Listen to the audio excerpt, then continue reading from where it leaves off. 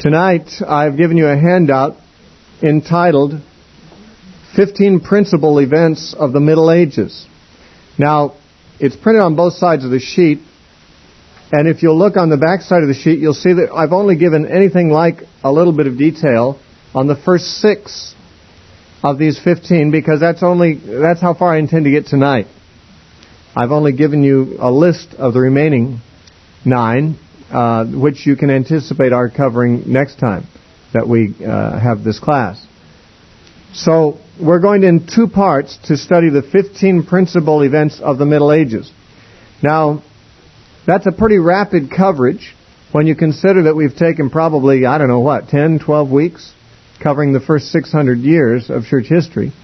But that is because so many significant changes happened during that time, so many new things were introduced that have long-term ramifications that we still live with, and it seemed impossible for me to take it any quicker than that. And there's another reason I took so long, is that's because I knew more about that than I know about this.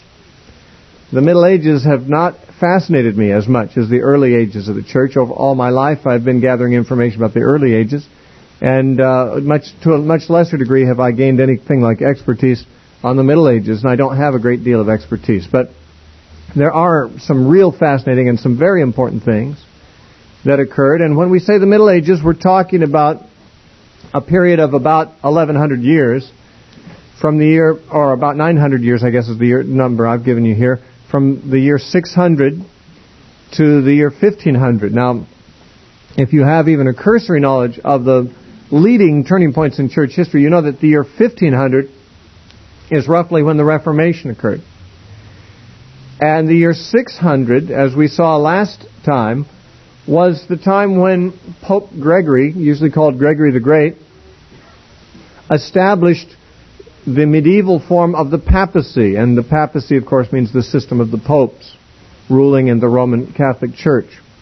So we're talking essentially about the beginning of the papacy in the year 600 and the beginning of the Reformation in the year 1500, and the 900 years between that time we call the Middle Ages. Some portion of that we also call the Dark Ages, and that's actually how far I hope to get tonight, up to a consideration of the Dark Ages, which were sort of in the middle of this period. But there were many things of great interest and of significance that we need to consider, and I've chosen 15. I could have made the list longer, but I really think that these are the principal things that are important for a cursory study, which is all that we can really hope to engage in here. The first of them on the list is really something we don't have to discuss tonight too much, because we discussed it last time, and that was the papacy, or the papal bishopric of Pope Gregory. If I might just summarize a few of the significant things about Pope Gregory. He is believed to be responsible, he is credited with being responsible for the formation of the medieval papacy, or the popes. Now, he was not the first man to be called a pope, and of course, if we use the term pope in the sense that the Roman Catholics use it simply to mean the bishop of Rome, he was by no means anything like the first of those. There were many, many, many bishops of Rome from the apostolic times on until the present time. There's been hundreds of bishops of Rome. And at a certain point in history, they began to talk about the bishops of Rome as popes, and began to give the bishop of Rome a position over other bishops of other churches throughout the world that was superior to them. This was a gradual development. We looked into this last week and talked about the development of the papacy. But Gregory the Great is the one who is considered to have really given the papacy the form and the distinctive character that it possessed for hundreds of years afterwards into the Middle Ages, what's called the medieval period. He was, as I said last time, born of a wealthy, noble, devout family. He held office as a prefect of Rome, which was like mayor or one of the highest civil administration post in Rome, before he was a religious man. He did turn from that political career to a life of monasticism. He retired to a monastery, and he spent the fortune that he inherited from his parents on helping the poor and establishing 7 monasteries. He was called back to public life by the earlier pope, the one prior to him, Pelagius II, and he served as bishop representing Rome at Constantinople for a period of time. However, when Pelagius left office, Gregory was elected as Bishop of Rome. He personally strongly resisted this appointment. He didn't want to be the Bishop of Rome. He was much more attracted to monastic life, much more of an ascetic sort of a person. He didn't want the honor of being the highest ranking church official in the world, but the lifestyle didn't appeal to him, but he nonetheless felt eventually persuaded that God was calling him to this office, and so he accepted it. And eventually, because the civil rulers of Rome at this period were so weak and ineffective, Pope Gregory found himself in the position to have to basically rule Rome as if he were the emperor. He had to marshal an army against the Lombards who were invading and threatening to destroy Rome. He commissioned officers. He sent commands to commanders in the field. He was acting as if he was the head of state and the head of the military. And through this, he managed to save Rome, basically, from the Lombards. Among the things that Gregory did is he organized and transformed the papal government into an elaborate, smoothly functioning system which endured through the Middle Ages. He standardized and introduced changes in the liturgy of the church, which he enforced around the world. There were different liturgies in different churches until this time. The Gregorian chants are named after him, although he did not invent them. He simply made them a form of worship that was used throughout the churches. He incorporated and synthesized not so much anything original, but the popular elements of the masses at the time. When masses, I don't mean the mass like the Catholic Mass. I mean the masses of people. The religious people had a lot of superstitions and ideas that the church had never officially taught, but had been allowed to circulate.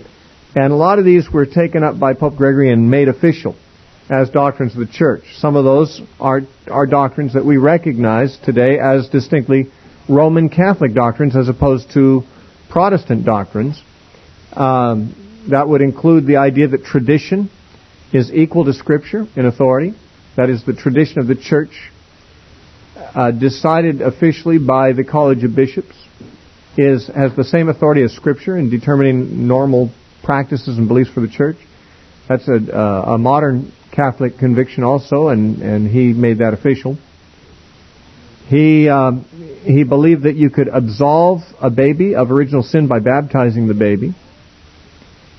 He believed that people should do penance for sins that were committed after they were baptized. He believed in the use of relics and amulets and prayer to the saints and to the martyrs, which became official Catholic practice in his time. He also developed the doctrine of purgatory. There were others who taught something like the doctrine of purgatory before him, but he basically expanded on it and made it official Catholic doctrine. He also transformed the Eucharist, which we would probably call the Lord's Supper, or we'd call it by some name like that, into a sacrifice. That is, he redefined it from simply a sacrament to a sacrifice for the atonement of sins. That every time the Mass is taken, every day, Christ is sacrificed, as it were, for the sins again. These are all the things I've just mentioned, of course, are points of difference between Roman Catholics today and Protestants today, but and many of them were around before Pope Gregory's time, but they became official doctrine in his time. He is considered one of the four great Latin doctors of the Western Church, the previous three being Ambrose, Augustine, and Jerome. He wrote some important works. One was called Pastoral Rule, which essentially became the standard manual of conduct for the bishops throughout the world, or throughout the West anyway. And he wrote some other works as well that I mentioned last time. He is the first monk to become a pope, and therefore his influence, being as great as it was, promoted monasticism and asceticism to a large degree. Among the things that reflect that trend was that he required the celibacy of the clergy. That is, the clergy could not be married men. That became official with him. He also was very evangelistic or missionary-minded. He sent 40 monks to Britain and to Ireland to convert the English. And he also sent missionaries to other places, and he did expand the influence of the church by those means. So he is an important figure in this period, and certainly is the starting point of what we could call the Middle Ages, the establishment of the papacy and of much of the Roman doctrine, Roman Catholic doctrine that is distinctive of the Roman Church today. The next principal event I want to talk to you about is the rise of Islam.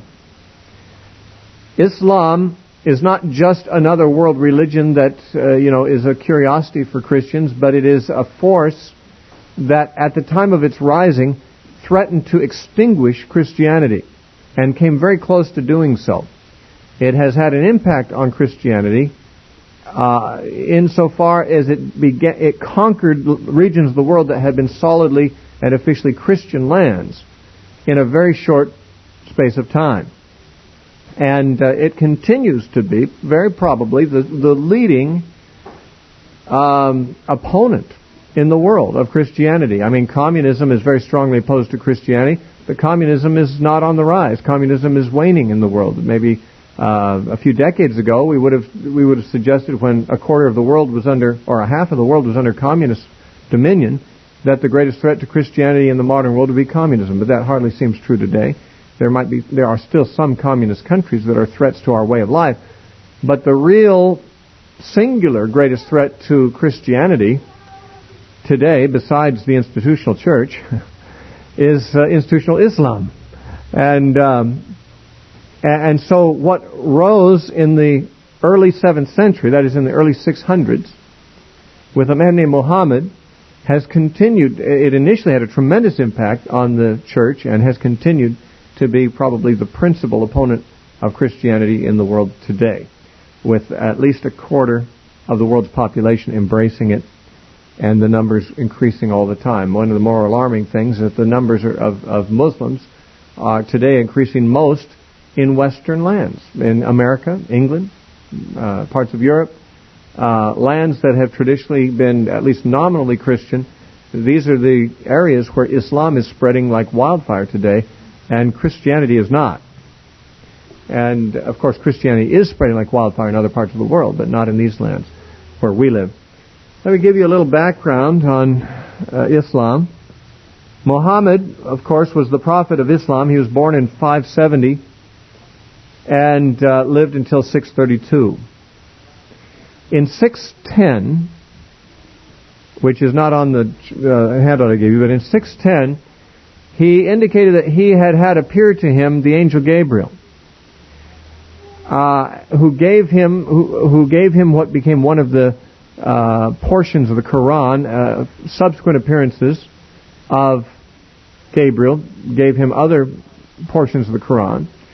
In the second appearance of Gabriel to Muhammad, Gabriel told him that he was commissioned to be a prophet, to bring the Arabs and the world back to God. Now, in Muhammad's time, you need to understand that idolatry was almost universal throughout the world, even in Christianity. Now, the Roman Catholics might not agree with me in my saying that, because I'm calling idolatry what the Roman Catholics would simply see as the use of images and the use of statues and so forth to enhance worship.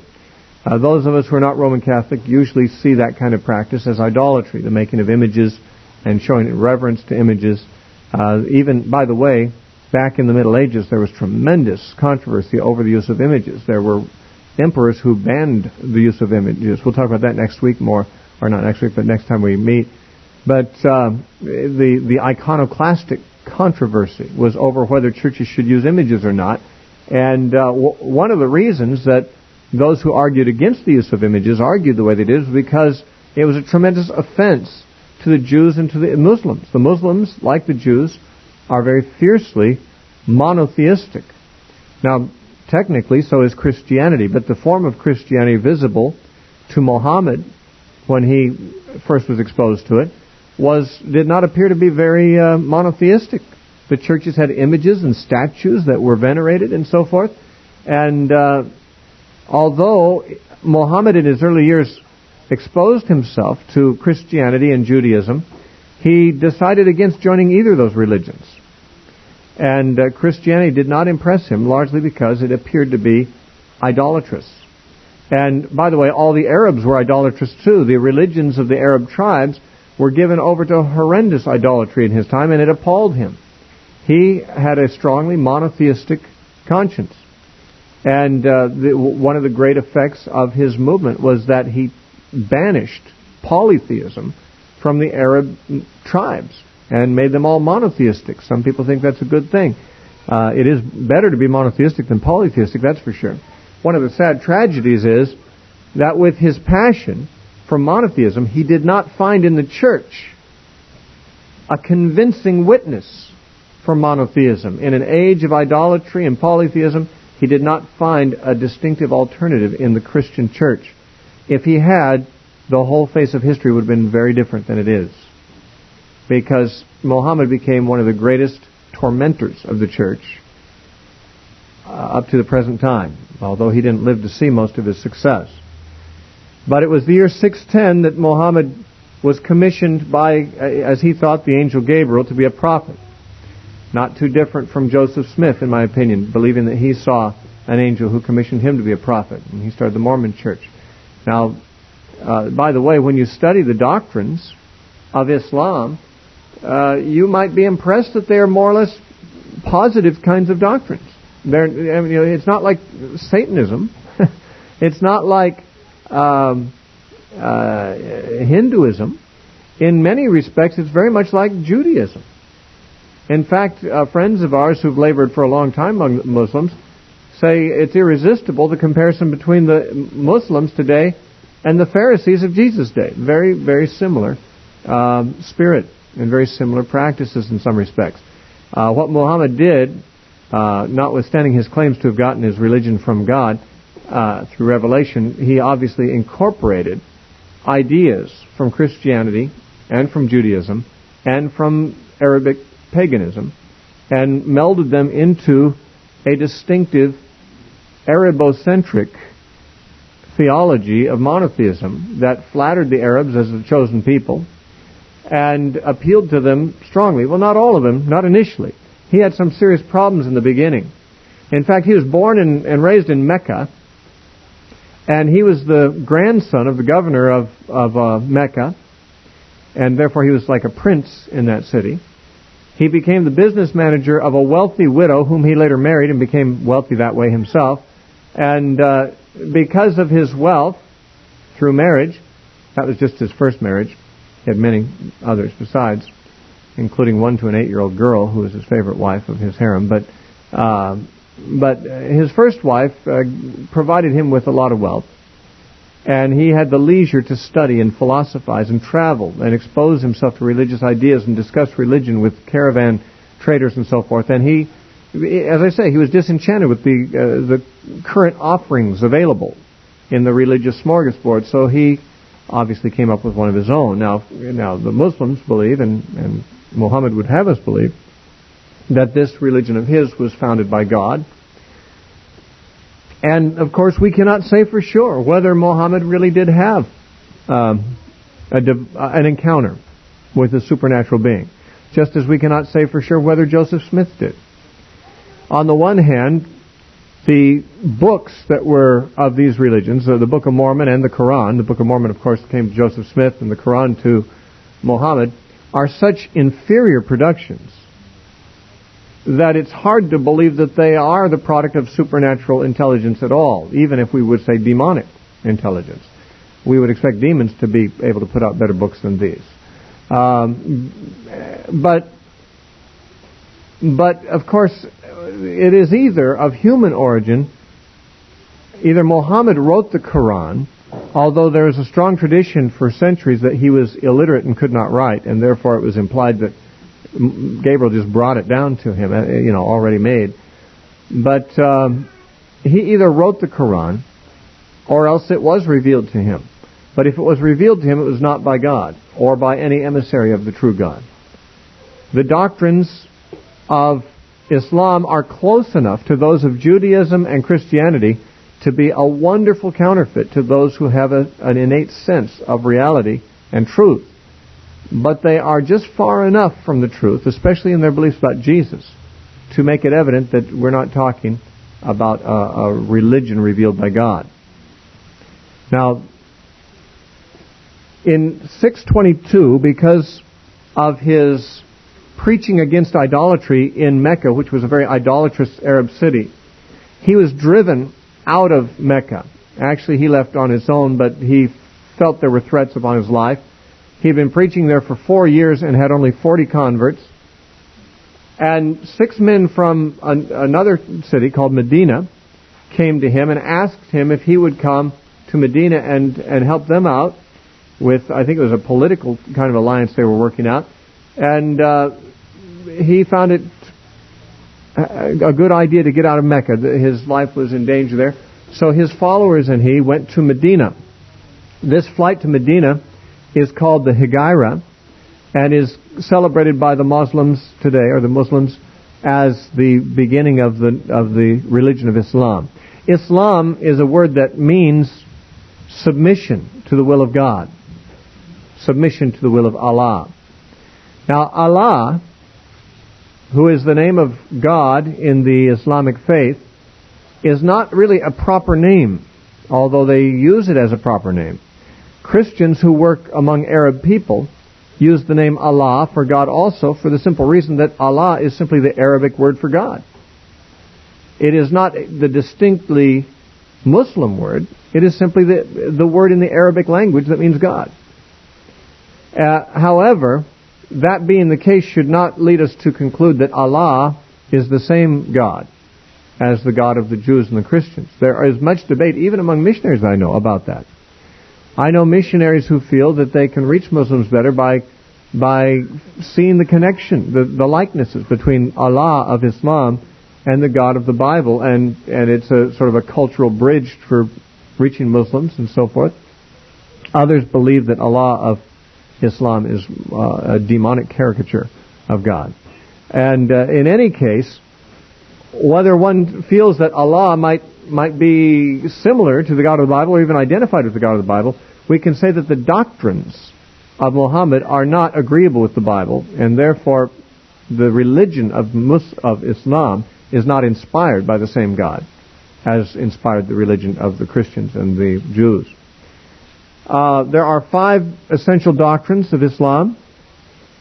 First is that there's no God but Allah, and Muhammad is his prophet. Not his only prophet, but his most important and most authoritative prophet. This is a very radical affirmation for Muhammad to make in his own day, when all of his countrymen were polytheistic idol worshippers, and yet that was his message. There's only one God, Allah.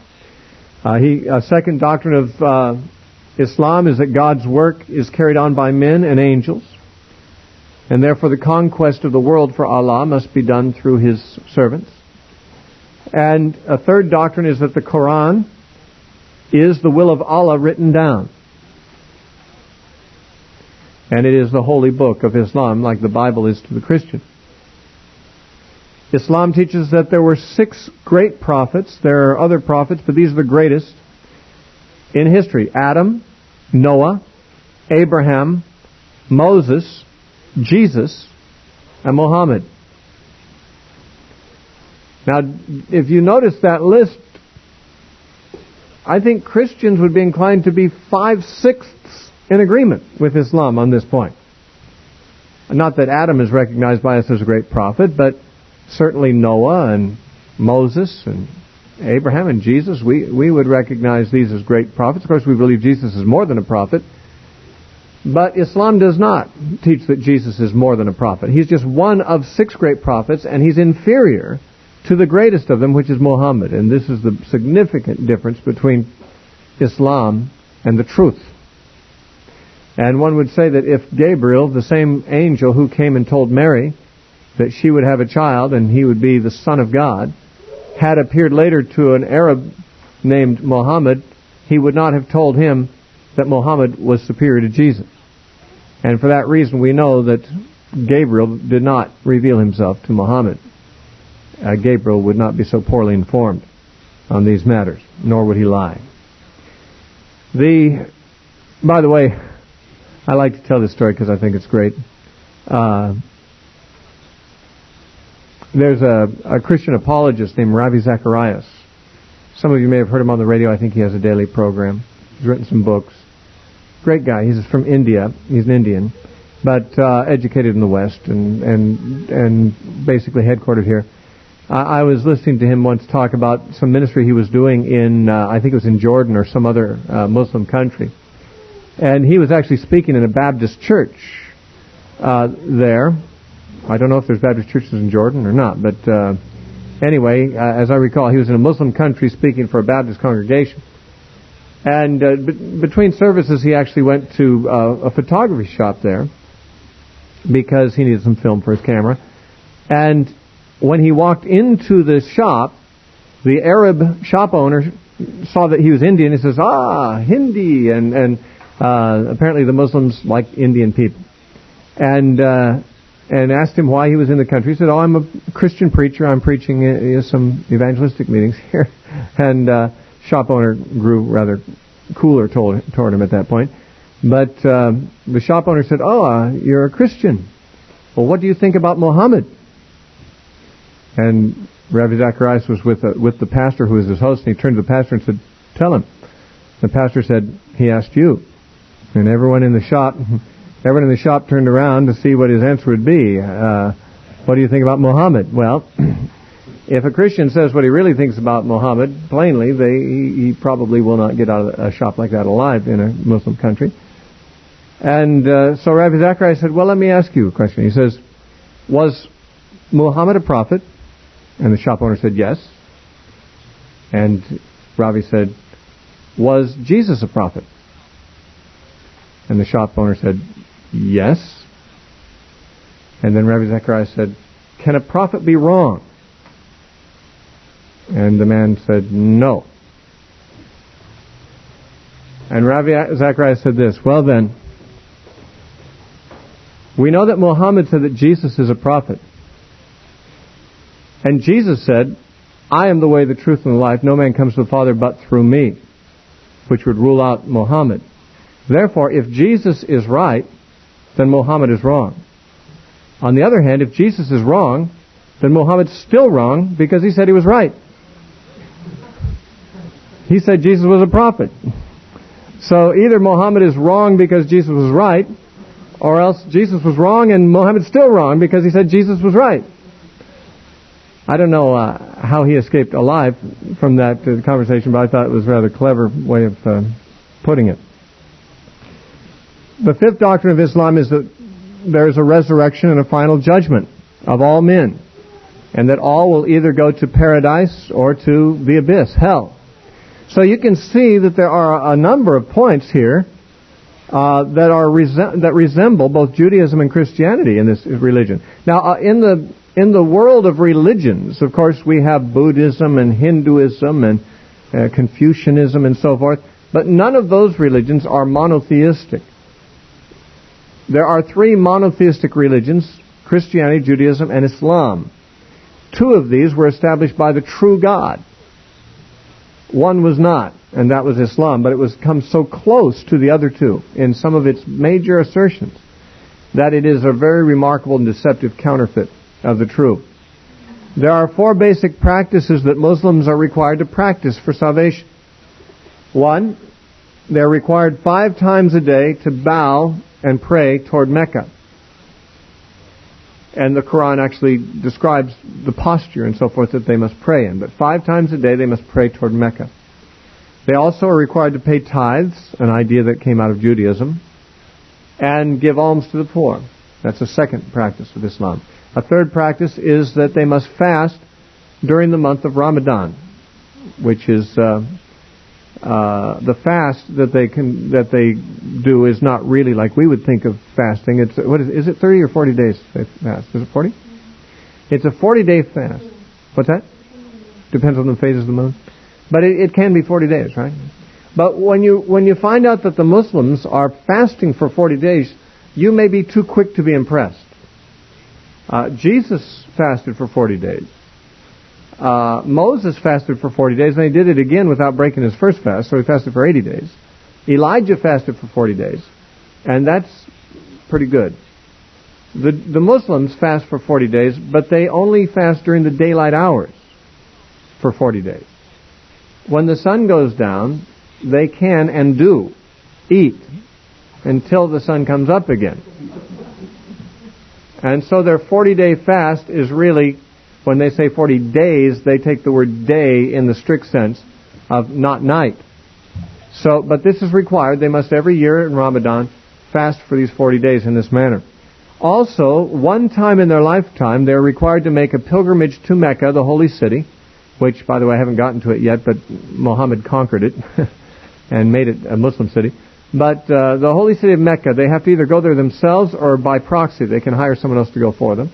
But once a year, once in a lifetime, they have to make a trip to Mecca. So this is how you get saved in Islam.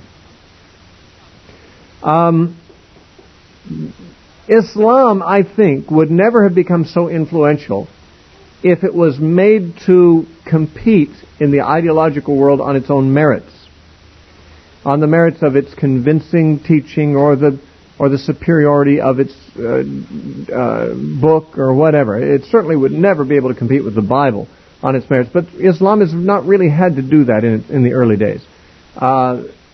Islam was spread by the sword. Now, some converts, of course, were made in the traditional manner, but which, in Arab lands, initially, Muhammad and his followers required everybody that they encountered to convert or die.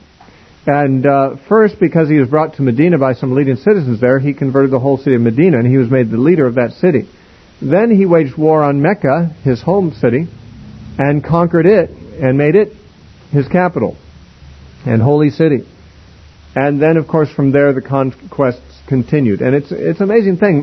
Muhammad only lived about 22 years after he became the prophet, and he did not really live to see the phenomenal advances that happened within the remainder of that century. He died in the year 632, but his successors, who were called caliphs, led battles against the lands near and far, and eventually subdued an incredible amount of the then known world to Islam by military conquest. Now, one reason they were able to do this is, well, they were good fighters, for one thing. I mean, they were fierce, but one thing that contributed to their fierceness was the doctrine in Islam that if a person dies in a holy war, and any war for the expansion of Islam is a holy war, he automatically goes to paradise. Now, in the Islamic faith, one sin can buy you, 50 million years in hell or something like that, and most Muslims have no assurance whatsoever of salvation. Their religion does not allow for any assurance of salvation except if they die in a holy war. And therefore, those who are eager to make sure that they are saved are strongly motivated to participate and even die in a holy war. Now, they don't go out there to die, they go out there to conquer, but if they die, that's okay with them. And so they can be fierce and aggressive, and they came in great numbers. The Arabs who were converted to Islam were in the Middle Ages called the Saracens. And they swept into surrounding regions first in the Middle East. They conquered Damascus, the capital of Syria, in 635. 2 years later, 637, they conquered Jerusalem and Iraq. Next year, they had many conquests. In 638, they conquered Antioch, Tripolis, Tyre, Caesarea, and 15 other Mediterranean coastal cities. 3 years later, in 641, Mesopotamia surrendered to them, and Persia in 649. In 652, most of Asia Minor, which is now Turkey, was now conquered by the Muslims. And from 673 to 678, a 5-year campaign was made by the Muslims to conquer Constantinople, which was, of course, the capital of the Eastern Empire, where where the Roman Emperor actually lived, and one of the major centers of the church. Now, the people of Constantinople managed to hold them off at this point. Later, Constantinople was conquered by Turkish Muslims, but the Arab Muslims were not able to conquer Constantinople at this time, and they had to turn their attention elsewhere. They had some disasters at sea, lost some ships, their navy was decimated, and their conquests were called off briefly until they were resumed later on, but Constantinople survived. However, with the survival of Constantinople at this point, there had, I don't know if you recall, but the Roman Empire had been divided into East and West at an earlier time, in the days of Constantine. And in the Western Roman Empire, one bishop had the most authority of any, and that was the Bishop of Rome. But in the Eastern Empire, there were 4 what they called patriarchs, bishops that were patriarchs of major Eastern cities in the Roman Empire. Those cities were Antioch, Alexandria, Jerusalem, and Constantinople. And by the end of this wave of Islamic conquests, 3 of those 4 were now Muslim cities. They had been, strongholds of the Eastern Church. But Antioch and Alexandria and Jerusalem all fell to the Muslims. Later on, the Crusades, which we won't talk about tonight, but we will next time, were attempts on the part of the church to recover Jerusalem and the Holy Land from the Muslims. But it was at this time that those lands and the churches there succumbed to the Islamic invasion. And so Constantinople was the only remaining significant bishopric in the East, which gave it a prestige without rivals, like Rome had had in the West up to that point. Now, the third principal event of the Middle Ages I want to talk about is the Battle of Tours, France. The Muslim forces swept into Western Europe after they'd conquered the Middle East and Persia and also North Africa, and they had gotten Turkey under their sway.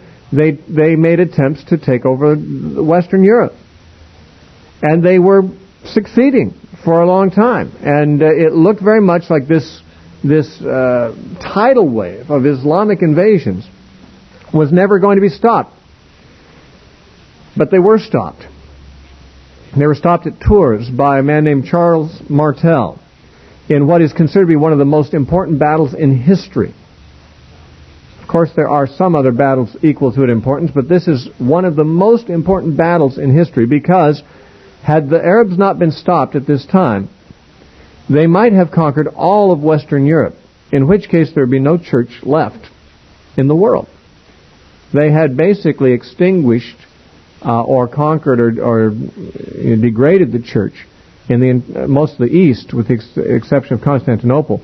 And had they had similar victories in the West, there's very little reason to believe that Europe would have ever become a stronghold of Christianity and the missionary sending continent that it later was. And of course, the American continent came from the settlers here came from Europe with Christian convictions and so forth. But had Martel not stopped the Islamic hordes at Tours, France, it is very possible that the whole world would have been Islamic. That when the New World was discovered, it would have been discovered by Europeans who were Islamic instead of Christian. And certainly the face of history would have been remarkably different had that been the case. So the Battle of Tours in 732, for Charles Martel, who was the king of the Franks. Now the Franks were a people who occupied the regions that we would, in modern political boundaries, we'd call it Western Germany and Northern France. Of course, the political boundaries were different then than now, but the Franks were a very important people during that period of time. And the king of the Franks was a powerful leader, and he managed to halt the Muslim advances there in the West, and they never did really conquer the West as a result of that. The fourth significant event in the Middle Ages to talk about is King Pepin and the establishment of the Papal States in 756. Now, before that, around this period of time, the Lombards were a people who were trying to conquer Rome. Rome had fallen already in the 5th century and was no longer the great city that it had been. It was no longer a Roman city, really. Rome was a Gothic state.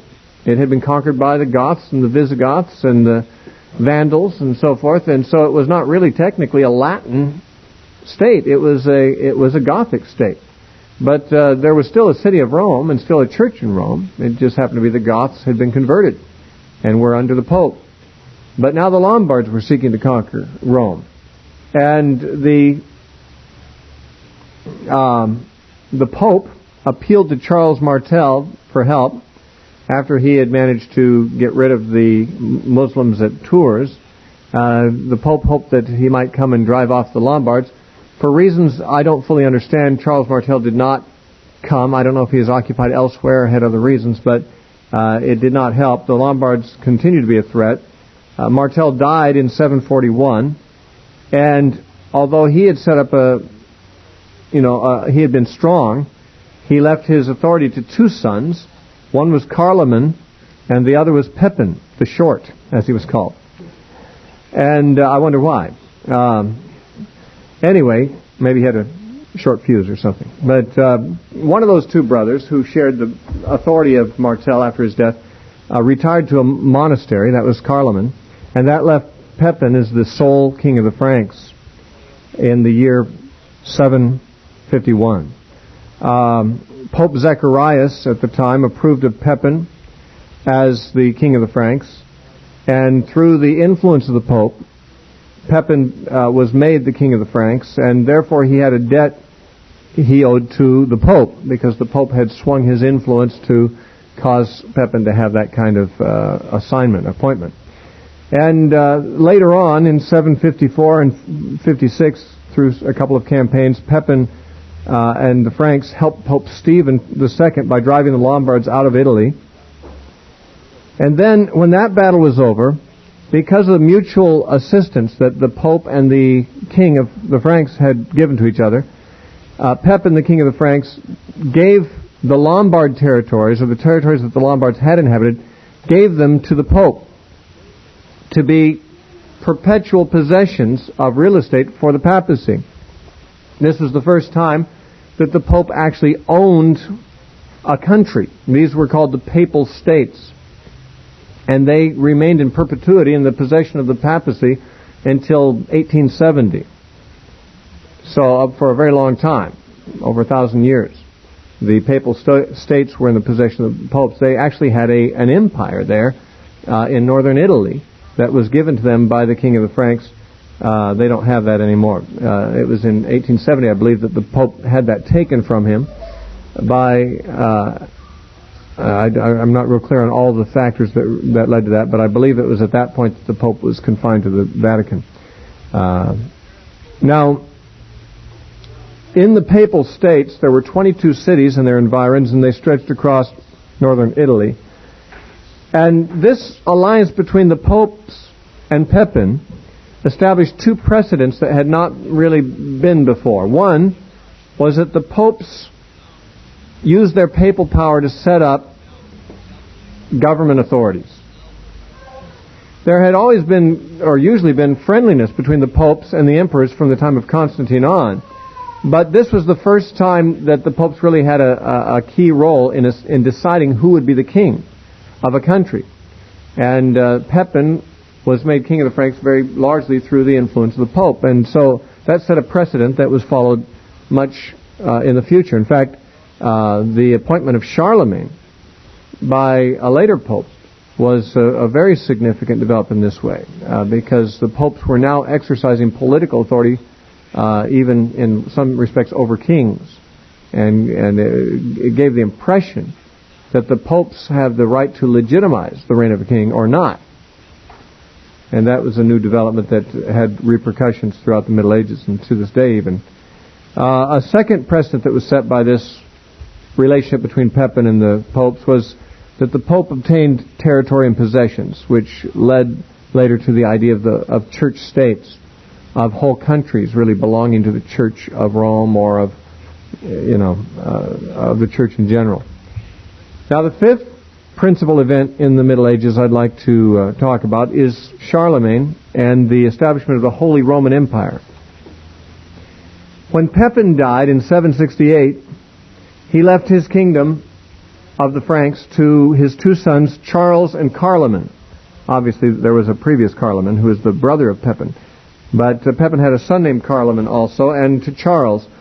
Charlemagne, though, died in 771, and that left Charles, who is also known as Charles the Great, that's Charlemagne, left him to be the sole ruler of the Franks. Now, Charlemagne fought against the Lombards, who were still a problem to the popes, and did a great favor for the popes by actually eliminating the Lombard Empire, kingdom. The Lombards ceased to exist as a kingdom because of the defeats they suffered under Charlemagne's military conquest. And from 772 to 785, Charlemagne also had a series of campaigns against the Saxons. In 778, he conquered Bavaria.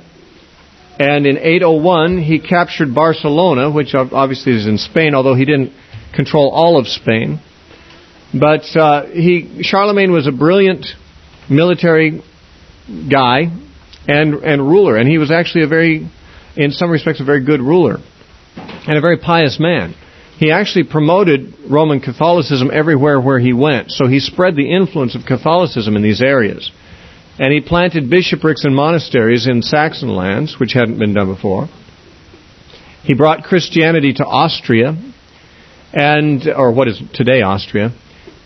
And he extended the possessions of the Papal States and also promised perpetual protection to the Pope. So Charlemagne was very much appreciated by the Romans. Now, he was not a Roman, he was a German, or he was a Frank. But there was a very positive relationship between the Italian Pope and the Frankish king here in this case because of favors done. In the year 800, Pope Leo III was accused by some rivals of crimes, and Charlemagne came to his defense, actually, and supported him and set up a council at which it was declared that the Apostolic See, by the way, the word see means oversight. The Apostolic See means the oversight of the Bishop of Rome, the Pope. It was declared at this council under Charlemagne's direction that the Apostolic See has the right to judge everyone, but can itself be judged by no one. And Pope Leo rewarded Charlemagne for this support by crowning him as Charlemagne, Charles Augustus, crowned by God, great and peaceful emperor of the Romans. That is, the Western Empire in rivalry with the emperors of Constantinople. Remember, the Roman emperors had moved to Constantinople way back in the days of Constantine and always lived there. So that although there was a city of Rome, the Roman Empire was not ruled from Rome, it was ruled from Constantinople. But now, the Pope of Rome appoints the Frankish king, who's not even a Roman, to be the king of the Roman Empire, the new emperor of the Romans. This was a very significant event. It established what came to be called the Holy Roman Empire. It resulted really in establishing, it was attempted to revive the old Roman Empire, but it really never was quite the same. And after Charlemagne's death, there was nothing very impressive about it all. Charlemagne apparently was caught entirely by surprise at this. He was praying at the altar in St. Peter's, and the Pope crept up with a crown while he was praying and put it on his head and proclaimed him Charles Augustus. I mean, it's like Caesar Augustus, emperor of the Romans. So here we have the case of a pope for the first time crowning an emperor. And so Charlemagne became the emperor of this new Holy Roman Empire, which included, in terms of modern boundaries, France and Belgium, Holland, about half of Germany and of Austria-Hungary, more than half of Italy and northeastern Spain. So a large multinational empire was given to Charlemagne here, and he was very friendly to the Pope for all of his days. He did a lot to promote Christianity, at least of the popish sort, and he also did a lot to enhance culture. He brought scholars in from many lands, He brought Gothic and Saxon scholars and others. Excuse me. And a lot of scholarly work was encouraged, and there was a great sort of a little renaissance of culture under the reign of Charlemagne. And it was generally viewed as a positive development, of course, in European history. The Holy Roman Empire, thus begun, continued until it was abolished by Napoleon in the year 1806. And since he was crowned on Christmas Day, 800, we can see it lasted almost exactly 1,000 years, give or take about 6. So Napoleon abolished the Holy Roman Empire with his conquests in 1806.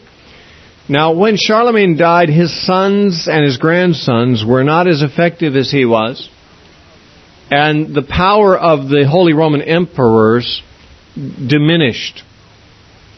And one of the things that caused their powers to diminish and to erode was that they were pestered continually by raids from Vikings and from Muslims and from a group of people called the Magyars from modern Russia, the region of modern Russia. These invasions really took their toll on the power of the Holy Roman emperors, and they declined in effectiveness and in general influence. And to fill that power vacuum, the power of the popes increased, to the point that we have in 858 the consecration of Pope Nicholas I. Just to give you an idea of how powerful the popes became, in 858 Pope Nicholas I was consecrated pope. He deposed and excommunicated Photius, the Patriarch of Constantinople. Now, Constantinople was the rival center of Christianity to Rome. And the Patriarch there was like the bishop there. Like the Pope was the Bishop of Rome, the Patriarch was the Bishop of Constantinople. And Pope Nicholas I excommunicated the Patriarch of Constantinople, who turned around and excommunicated him back. Nicholas also reduced the Archbishop John of Ravenna to total submission to the papacy. He commanded King Lothair II to take back his divorced queen, and apparently exercised authority that much over the king. And he also devised a plan for papal censorship of books. For many, many years, the Roman Catholic Church has censored books for its readers. Now, I'm not altogether opposed to censorship. I know that's a dirty word in America because we're not supposed to have any kind of censorship, but unfortunately, the opposition to censorship sometimes goes to ridiculous lengths. But it was because of this policy of the Pope censoring what books people could read that they were able to keep many rival movements to Christianity from really flourishing. In one of our sessions soon, I'm going to be talking about the rival movements to the papacy during the Middle Ages. There were many of them, and most of them would be what we would consider to be true Christians who got persecuted by the popes, but until the Reformation they weren't able to succeed because the popes would ban their books. Now, what changed, of course, in 1500s, and why Luther succeeded where others failed, apart from issues of divine sovereignty, was the fact that the printing press was invented just before Luther's time.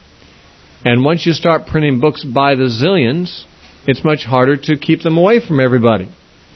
Until the invention of the printing press, every book had to be handwritten, and it was not too hard to find all the copies in many cases. And so because of the papal censorship established by Nicholas I, many of the groups that were nonconformist to the Catholic system were kept from really getting very far, from having the kind of success that Luther later had.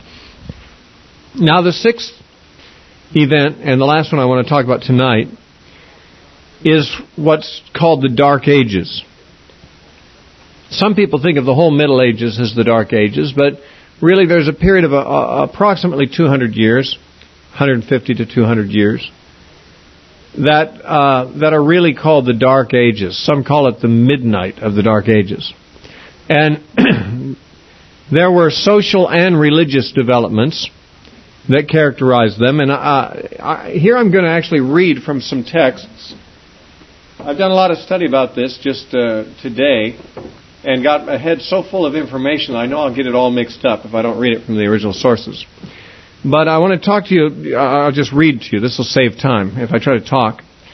The more I don't know about something, the longer it takes me to talk about it for some reason.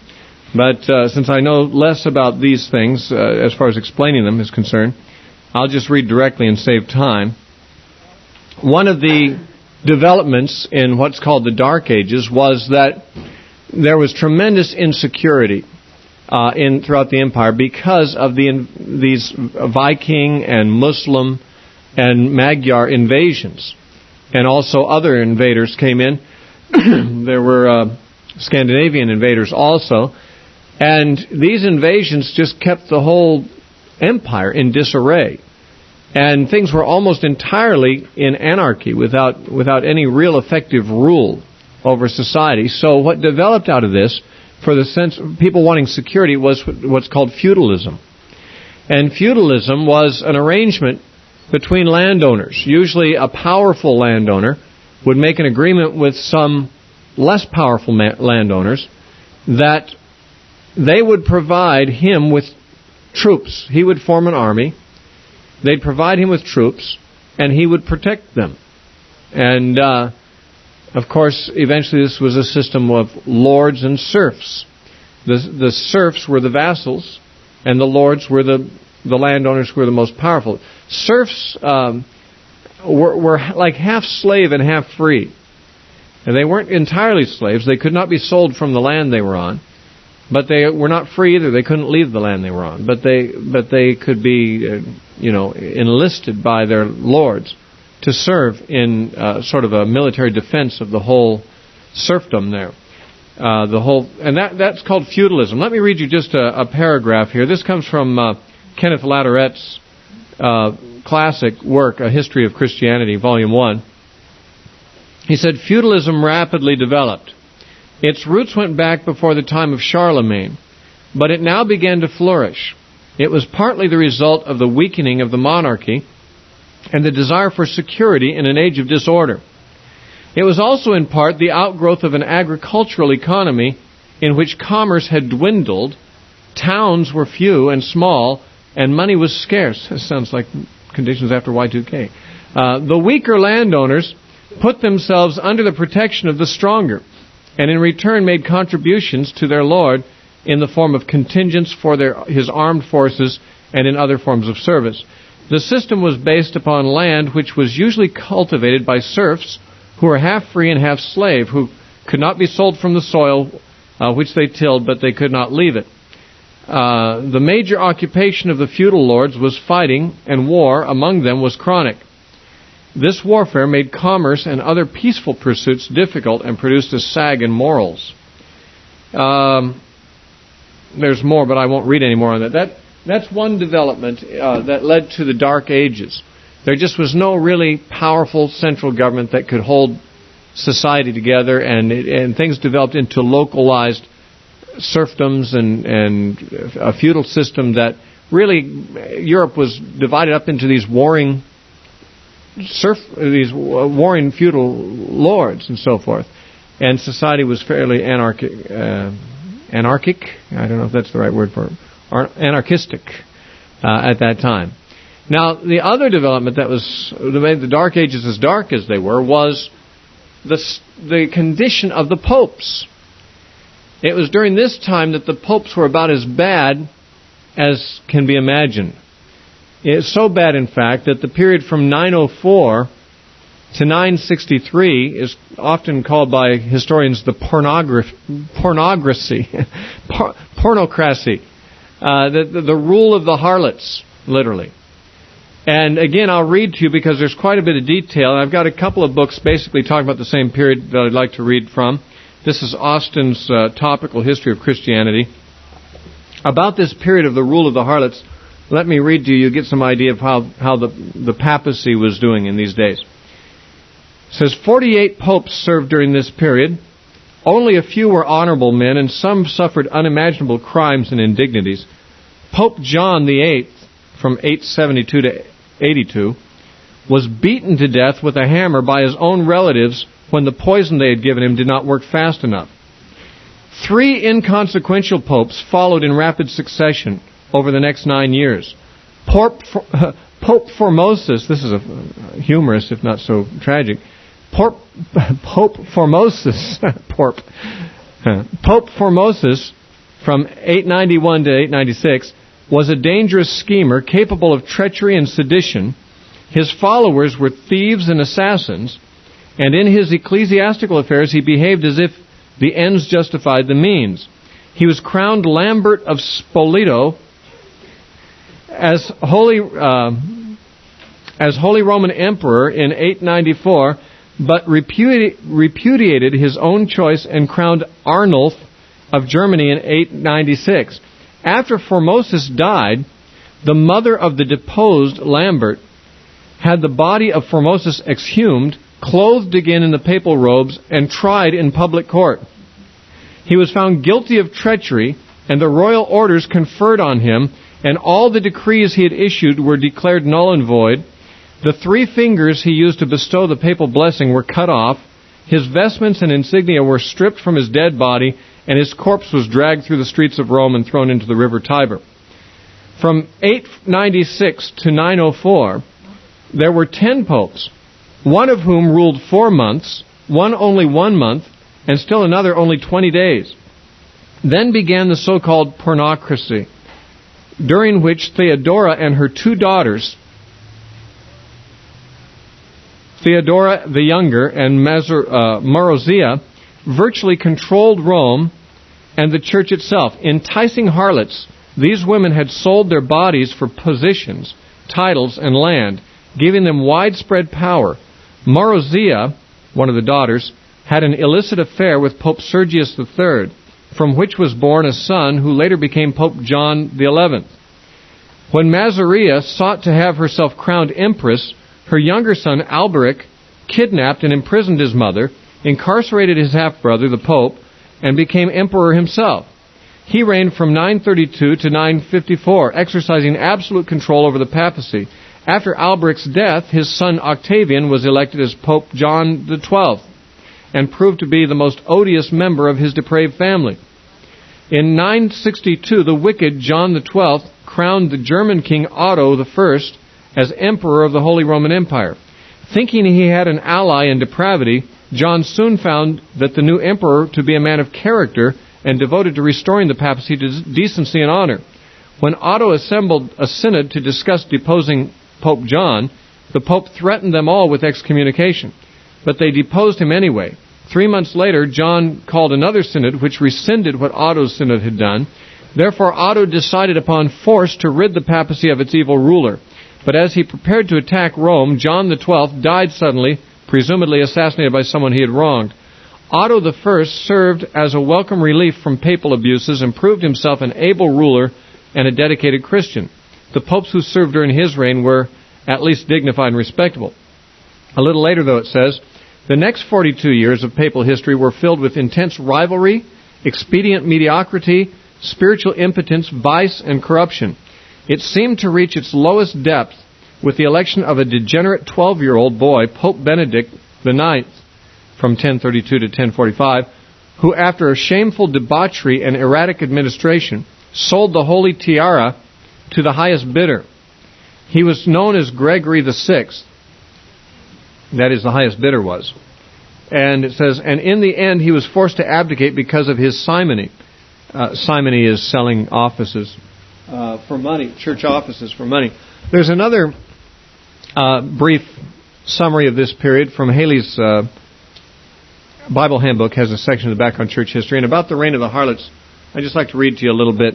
Some of the same information is here and some different. Haley writes, Sergius III, the Pope from 904 to 911, said to have had a mistress, Marozia. She, her mother Theodora, and her sister filled the papal chair with their paramours, that's of course lovers, and bastard sons, and turned the royal palace into a den of robbers, called in history the rule of the harlots. Anastasius III, from 911 to 913, Lando, from 913 to 914, and John X, from 914 to 928, was brought from Ravenna to Rome and made Pope by Theodora for the express purpose of more convenient gratification of her passions. So she brought her lover from Ravenna to Rome to make him Pope so she could have an affair with him. He was smothered to death by Marozia, the daughter, who then in succession raised to the papacy Leo VI and Stephen VII and John XI, her own illegitimate son. Another of her sons appointed the 4 following popes, Leo VII, Stephen VIII, Martin III, and Agapetus II. John XII, from 955 to 963, a grandson of Marozia, was guilty of almost every crime, violated virgins and widows, high and low, lived with his father's mistress, made the papal palace a brothel, and killed he was killed in the act of adultery by the woman's enraged husband. So one of the popes was killed while committing the act of adultery, murdered by her husband. This is just a little bit of it. There's more. I don't want to read the rest. I want to leave on an edifying note, which is a little hard when we break off in the Dark Ages. What's amazing about this whole thing is that this history of the papacy, not all the popes in history were bad men. Pope Gregory, Pope Leo, some of the popes were decent guys. It's even probable that the current pope is a decent man. Whether he's a true Christian, in the sense the Bible used that word, I cannot say. I don't know. To me, it's very hard to know how a true follower of Christ could head up such an organization as the Roman Catholic Church and claim to himself such powers over souls of people as the popes they do claim. It's hard to know how anyone who believes in Jesus and follows Jesus would allow himself to be in that position, but nonetheless, we'll have to leave it to God to make the final decision about the salvation of the better popes. We can say that many of the popes have been decent men and men of conscience. But there have also been popes who are in no sense Christian and in no sense decent. And yet, of course, the Roman Catholic Church to this day believes that every pope that ever was the successor of Peter and had authority, like the apostles, over the whole church. And it seems extremely difficult to sustain this view when one studies the history of the popes. I mean, that there were actual adulterers who were serving as pope, and the Bible says no adulterer is going to inherit the kingdom of God. And here we have men who will not inherit the kingdom of God, and yet we're told that they had the keys to the kingdom because they sat in Peter's chair. This theology is definitely got something wrong with it. And that is one of the reasons why not only the Protestant Reformation, but many within the Catholic movement opposed the papacy. The Franciscan monks, which an order that rose later under St. Francis, they opposed the papacy eventually. And they never did become Protestants. But we'll have more to say about some of those things later on. We have followed the Middle Ages into the most degrading period.